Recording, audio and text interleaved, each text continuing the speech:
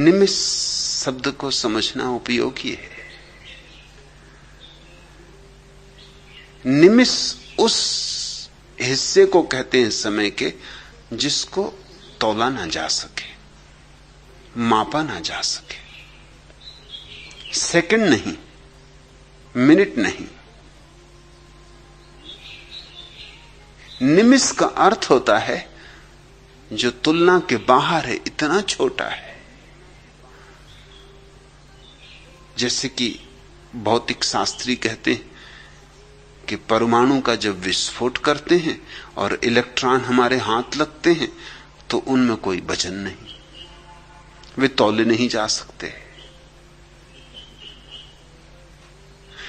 जो तौला नहीं जा सकता उसको तो पदार्थ ही नहीं कहना चाहिए। अंग्रेजी में शब्द है पदार्थ के लिए मैटर। मैटर बड़ा महत्वपूर्ण शब्द है, पदार्थ से ज्यादा महत्वपूर्ण शब्द है, क्योंकि पदार्थ का तो अर्थ होता है जिस पद में अर्थ हो।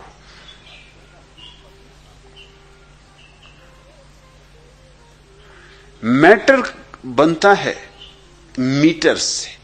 मीटर यानी जिससे तौला जाए, जो तुल जाए।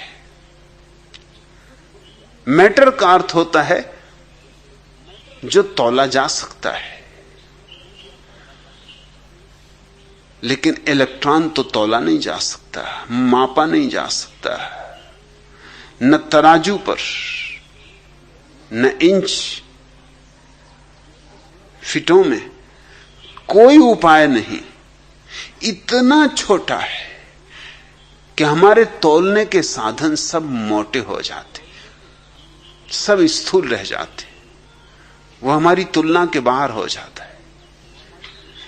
ऐसे ही समय के उस अंतिम हिस्से को निमिष कहते हैं जो तुलना के बाहर है, जो तौल के बाहर है, जिसकी कोई मात्रा नहीं होती, जो आया और गया,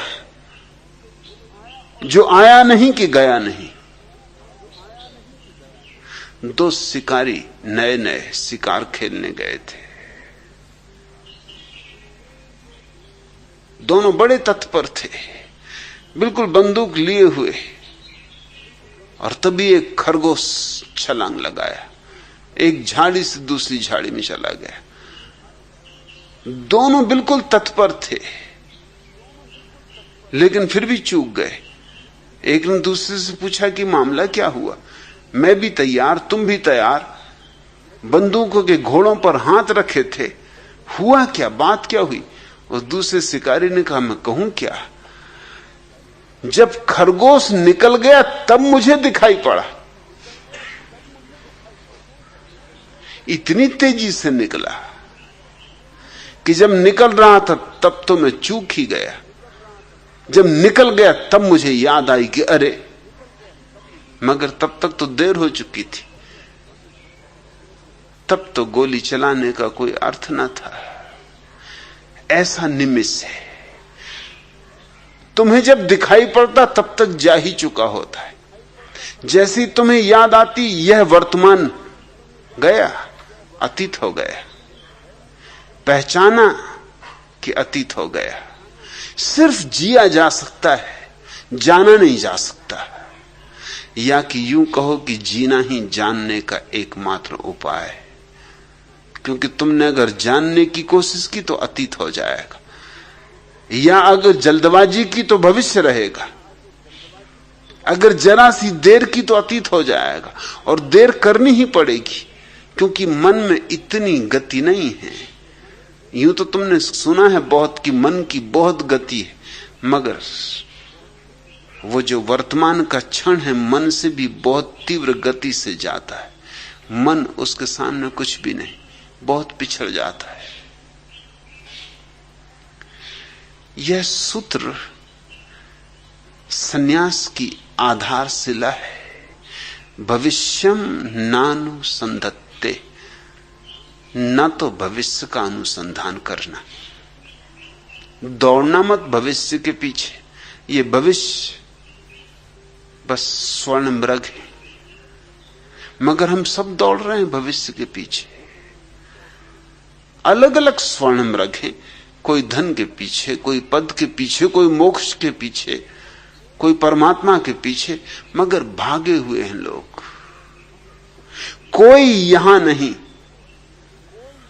सबकी आंखें वहां टिकी हैं और होना है यहां और आंखें हैं वहां, इसलिए तुम्हारी और तुम्हारी आंख में ही तालमेल नहीं हो पाता, उन दोनों में ही टूट हो जाती। चलते हो कहीं, देखते हो कहीं। यूनान की बड़ी प्रसिद्ध कथा, एक बहुत बड़ा ज्योतिषी रात तारों का अध्ययन करता हुआ एक कुएं में गिर पड़ा। कुएं पर कोई घाट न था, कोई पाट न था, और उसकी आंखें अटकी थीं दूर आकाश के तारों पर। तो गिर पड़ा कुएं में। जब गिर पड़ा तब होश आया, चिल्लाया। रात थी अंधेरी, रास्ता निर्जन, गांव पीछे छूट गया। वो तो खेत में एक झोपड़े में रात, और तो कोई न था, एक बूढ़ी औरत सोई थी, वो भी रखवाली के लिए थी। आवाज सुनी तो आई, बामुश्किल उस वृद्धा ने रस्सी डाल के ज्योतिषी को बाहर निकाला।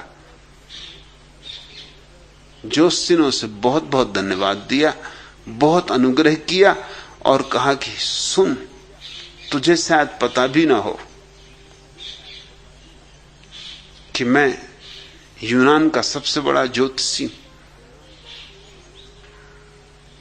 तारों के संबंध में और तारों के माध्यम से मनुष्य के भविष्य के संबंध में मेरी घोषणाएं कभी गलत नहीं हुई। बड़े बड़े सम्राट दूर दूर से अपना भविष्य पूछने मेरे पास आते, हजारों रुपए मेरी फी है, लेकिन तेरा भविष्य मैं मुफ्त बता दूंगा क्योंकि तूने मेरा जीवन बचाया। वह बूढ़ी स्त्री हंसने लगी। उसने कहा, बेटा तू फिक्र न कर, मैं तुझे कष्ट न दूंगी। उसने कहा, नहीं नहीं, कष्ट की कोई बात नहीं, तू कल आ जाना, ये मेरा पता रहा। यूं तो तू किसी से भी पूछ लेगी एथेंस में तो कोई भी मेरे घर का पता बता देगा, बच्चा बच्चा जानता है। पर उस बुढ़िया ने कहा, मुझे आना नहीं बेटा, तुझसे क्या अपना भविष्य पूछूंगी, तुझे एक कदम आगे का कुआं तो दिखाई पड़ता नहीं, तू मेरे संबंध में क्या बताएगा। तुझे अपना भविष्य पता नहीं कि आज कुएं में गिरना है, कि आज जरा संभल के चलूं, कि आज चलूं ही नहीं घर में ही रहूं। तू मुझे क्या भविष्य बताएगा। और कहानी अद्भुत है क्योंकि उस ज्योतिषी को इससे इतना चोट लगी और बात इतनी साफ हो गई कि उसने ज्योतिषी का धंधा छोड़ दिया। बात तो सच थी। ऐसा हुआ जयपुर में मेरे पास एक ज्योतिषी को लोग ले आए, 1001 रुपया उनकी फीस थी, उससे कम में वो हाथ भी नहीं देखते थे। मुझसे बोले कि आपको मेरी फीस पता है। मैंने कहा जो भी फीस होगी। उन्होंने कहा नहीं मैं आपको बता दूं 1001। मैंने कहा तुम फिक्र छोड़ो, मैं 1002 दूंगा। अब तुम आ ही गए हो, इतना कष्ट किए तो खाली हाथ जाना उचित नहीं। तुम मजे से मेरे हाथ का अध्ययन करो।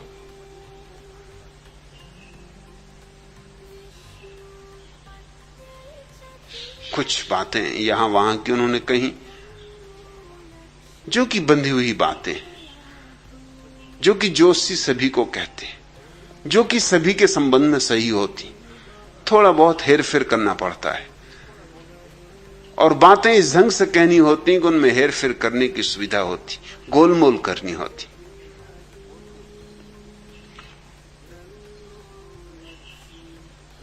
फिर चलने का वक्त आया तो वो राह देखें कि उनकी फीस मिले।